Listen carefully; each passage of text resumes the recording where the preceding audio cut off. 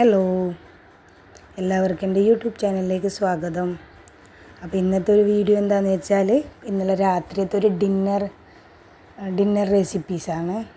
അപ്പം രാത്രി എന്തൊക്കെയാണ് ഞാൻ ഡിന്നറിലാക്കുന്നത് അതൊക്കെയാണ് കാണിക്കുന്നത്. ഓരോ ദിവസവും ഓരോ സാധനങ്ങളാണ്. അപ്പോൾ ഇന്നലെ ഉണ്ടാക്കിയത് എന്താണെന്ന് വെച്ചാൽ അത് വീഡിയോ ആക്കാൻ വിചാരിച്ച്. അപ്പോൾ ഞാനൊരു പാത്രം ഗ്യാസ് മേൽ വെച്ചിട്ടുണ്ട്.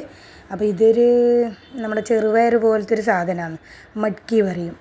അപ്പോൾ അത് കുതിർത്ത് വെച്ചിട്ട് പിന്നെ മുളച്ച് വന്നു കഴിഞ്ഞാലാണ് ബാജി ഉണ്ടാക്കുള്ളൂ. കുതിർത്ത് വെച്ചിട്ട് അങ്ങനെ തന്നെ ഉണ്ടാക്കില്ല, അത് ടേസ്റ്റ് ഉണ്ടാവില്ല. അപ്പോൾ ഇത് ചെറുതായിട്ടൊരു മുള വന്നിട്ടേ ഉള്ളൂ. അപ്പോൾ ഞാനെന്ത് വിചാരിച്ചിരുന്നത് അത് ഉണ്ടാക്കുക ബാജി എന്ന് വിചാരിച്ച്. അപ്പോൾ ഒരു പാത്രം അടുപ്പത്തോട്ട് വെച്ച് അതിലേക്ക് കുക്കിംഗ് ഓയിൽ ഒഴിച്ച് അതിലോട്ട് കുറച്ച് ജീരകം ഇട്ട് അതിലേക്ക് ഒരു 4-5 വെളുത്തുള്ളി, ജീരകം ഒന്ന് മൂത്ത് വന്നതിന് ശേഷം 4-5 വെളുത്തുള്ളി ഒന്നിങ്ങനെ കുത്തിയിട്ട് ചെറുതായിട്ടൊന്ന് കുത്തിയിട്ട് അതിലോട്ട് ഇട്ട് കൊടുക്കുക. ഇതിൽ പിന്നെ വേറെ ഉള്ളി തക്കാളി ഒന്നും ഇട്ട് കൊടുക്കുന്നില്ല. ഞാൻ പൊതുവെ ഇട്ട് കൊടുക്കാറില്ല, അങ്ങനെ ആക്കാനും പറ്റും. പക്ഷേ ഇവിടെ ഇങ്ങനെ ഡ്രൈ ആയിട്ടാണ് വേണ്ടത്. അപ്പോൾ അതും ഇട്ട് കൊടുത്ത് വെളുത്തുള്ളി ഒന്ന് മൂത്ത് വന്നതിന് ശേഷം എന്ത് ചെയ്തു, ഈ മുളപ്പിച്ചെടുത്ത ഈ പയർ മട്ക്കി അതും ഇട്ട് കൊടുത്തിട്ട് ഇനി ഒന്ന് എണ്ണയിൽ നന്നായിട്ട് മൂപ്പിച്ച് കൊടുക്കണം. ഈ വെളുത്തുള്ളിയും ജീരകവും എല്ലാം ഒന്ന് ചെറുതായിട്ട് മൂത്ത് വന്നതിന് ശേഷമാണ് ഇതിട്ട് കൊടുത്തത്. അപ്പോൾ അത് എണ്ണയിലൊന്ന് മൂപ്പിച്ചിട്ടെന്ന് പറഞ്ഞാൽ ഒന്ന് ചെറുതായിട്ടൊന്ന് ഫ്രൈ ചെയ്തെടുക്കണം, ചൂടാക്കി എടുക്കണം, അതന്നെ. അപ്പോൾ അതവിടെ ആവുന്നുണ്ട്. ആ സമയം കൂടി ഞാൻ ആ സൈഡിൽ നിന്ന് ചപ്പാത്തിക്കും പരത്തുന്നുണ്ട്. എപ്പോൾ രാത്രിത്തെ പരിപാടി ഇതാണ്. ഒരു സൈഡിൽ ബാജി ഉണ്ടാക്കും, ഒരു സൈഡിൽ നിന്ന് ചപ്പാത്തി ഉണ്ടാക്കും. പിന്നെ ഡ്രൈ ആയിട്ടുള്ള ബാജിയാണെങ്കിൽ അതിനെന്തെങ്കിലും ഒരു പരിപ്പ് കറിയോ അങ്ങനെ എന്തെങ്കിലും ഉണ്ടാക്കും. പിന്നെ സാലഡ്. ഇങ്ങനെയാണ് ഇവിടുത്തെ രാത്രി ഭക്ഷണം ഉണ്ടാവുക. ചപ്പാത്തി തന്നെയാണ് അധികം ഉണ്ടാവുക. പിന്നെ ആഴ്ചയിൽ 1-2 ദിവസമേ ചോറുണ്ടാവുള്ളൂ, എന്തെങ്കിലും സ്പെഷ്യലെല്ലാം ആക്കുന്ന ദിവസം. ഇവിടെ 2 നേരവും ചപ്പാത്തി, ഉച്ചക്കും ചപ്പാത്തിയെ കഴിക്കുക, എൻ്റെ ഭർത്താവും മക്കളും രാത്രിയും. ഞാൻ ഉച്ചയ്ക്ക് ചോറ് കഴിക്കും.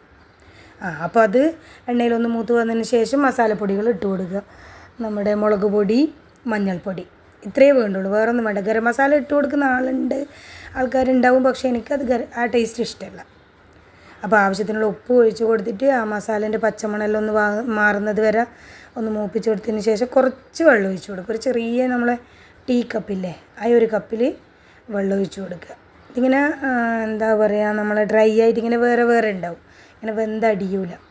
അപ്പോൾ വെള്ളം ഒഴിച്ച് കൊടുത്ത് നന്നായിട്ടൊന്ന് ഇളക്കി കൊടുത്തിട്ട് ചെറിയ തീയിൽ ഞാനവിടെ മൂടി വെച്ചിട്ടുണ്ട്. അപ്പോൾ അത് ഞാൻ വേറെ ഗ്യാസിലോട്ട് മാറ്റിയതാണ്. ഇപ്പുറത്ത് എനിക്ക് ചപ്പാത്തി ചുടണം. അപ്പോൾ അപ്പുറത്തെ സൈഡിൽ നിന്ന് ബാജിയും ആവുന്നുണ്ട്, ഇവിടുന്ന് ചപ്പാത്തിയും. ചപ്പാത്തി ഞാൻ ചില സമയം ഇങ്ങനെ എല്ലാം ചപ്പാത്തി പരത്തി അവിടെ വെച്ചതിന് ശേഷം ചുടും, പെട്ടെന്ന് ചുട്ടെടുക്കും. അപ്പം ബാജി അവിടെയായി, പിന്നെ ചപ്പാത്തി ആയിക്കൊണ്ടേ ഇരിക്കുന്നുണ്ട്. ഇനി മുട്ടയും പുഴുങ്ങി വെച്ചിട്ടുണ്ട് ഞാൻ അതിൻ്റെ നടുക്ക്. അപ്പോൾ മുട്ട ഫ്രൈ ചെയ്തെടുക്കുക വിചാരിച്ച്. അപ്പോൾ ഇങ്ങനെ ഓരോന്നായിട്ട് തന്നെ ചപ്പാത്തിയും ചുട്ടെടുത്ത് വെച്ച്. ഇത് രാത്രിയത്തെ എന്നുള്ള പരിപാടിയാണ് ഇവിടെ. ചപ്പാത്തിയെല്ലാം ചൂടോടെ വേഗം ആക്കിയെടുക്കാറാണ്. അപ്പോൾ അതാക്കിയിട്ട് ചപ്പാത്തിയും സെറ്റായി. അതിന് ശേഷം ആ ബാജിയിലോട്ട് കുറച്ച് മല്ലിയില അരിഞ്ഞത് ഇട്ട് കൊടുക്കുന്നുണ്ട്. അപ്പോൾ അതും കൂടി മിക്സ് ചെയ്തിട്ട് കഴിഞ്ഞാൽ നമ്മുടെ ബാജി റെഡിയായി. ഇത്രേ പണിയുള്ളൂ, ഒരുപാട് പണിയൊന്നുമില്ല ഇതിന്. ഇത് മാത്രം ഇതിൻ്റെ കൂടെ സാലഡ് വെച്ചിട്ട് അങ്ങനെയും ചപ്പാത്തി കഴിക്കും. അതിന് കറി വേണമെന്നൊന്നുമില്ല.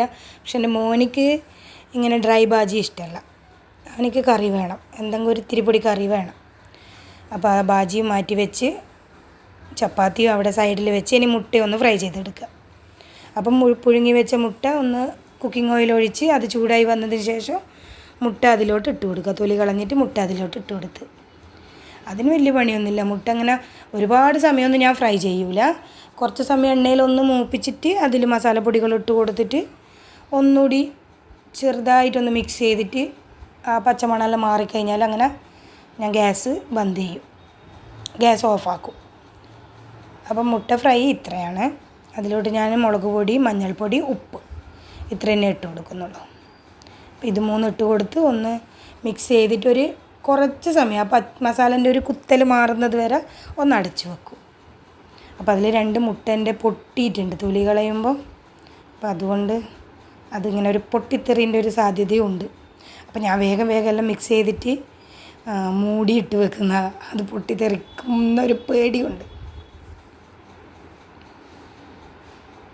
കണ്ട പൊട്ടിയ മുട്ട ഉണ്ടാവുമ്പം ചില സമയം അതിൻ്റെ മഞ്ഞ ഇതാവുമ്പോൾ പൊട്ടിത്തെറിക്കും. അപ്പോൾ വേഗം മൂടി അവിടെ വെച്ചു. അപ്പം മുട്ട അവിടെ റെഡിയായി.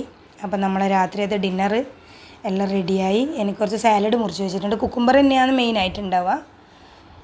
അപ്പം റെഡി. ചപ്പാത്തി റെഡിയായി, ബാജിയായി, മുട്ട ഫ്രൈ ആയി, പിന്നെ ഉച്ചക്ക് വെച്ച കുറച്ച് പരിപ്പ് കറി ഉണ്ടേനു. അപ്പോൾ അതും. അപ്പം നമ്മളെ ടേസ്റ്റി ആയിട്ടുള്ള ഡിന്നർ റെഡി.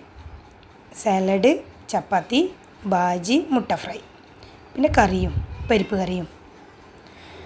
അപ്പോൾ ഇതാണ് നമ്മളെ രാത്രിയത്തെ ഡിന്നർ. ഓരോ ദിവസം ചപ്പാത്തി എപ്പോൾ ഉണ്ടാവും, പിന്നെ ബാജിയും അതെല്ലാം മാറ്റമുണ്ടാവും. അപ്പോൾ താങ്ക് യു.